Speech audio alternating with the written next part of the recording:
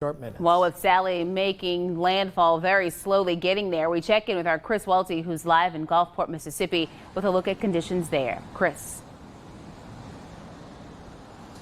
Mississippi Governor Tate Reeves says everyone along the Mississippi Gulf Coast should not let their guard down just yet. He says although the track is trending more eastward, he says with the storm moving so slowly, it really is hard to predict, and the storm could come back westward. He says the main concern here in the Gulfport area and along the entire Mississippi Gulf Coast will be storm surge and the threat of heavy rain. Now, out here in Mississippi right now along the Gulf Coast, the waves, the Gulf is pretty calm right now, and a lot of people, they have been coming out here sightseeing along the pier as well. But take a look at this video we shot in New Orleans earlier today along the lakefront near UNO and the West End Boulevard area. You can see Lake Pontchartrain just so choppy. It was starting to flood the area, but the good news is that there's a levee in that area. They have flood walls, so a lot of the homes and businesses in that area, they are protected.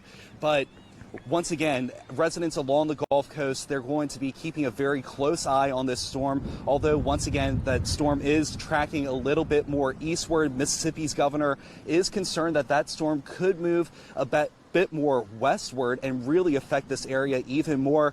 But coming up at 6 o'clock, I'm going to head down to Biloxi. I heard some reports of some flooding in that area along Highway 90, so we'll check that out and bring you the very latest tonight at 6 o'clock. Reporting live in Gulfport, Mississippi, Chris Welty, KATC.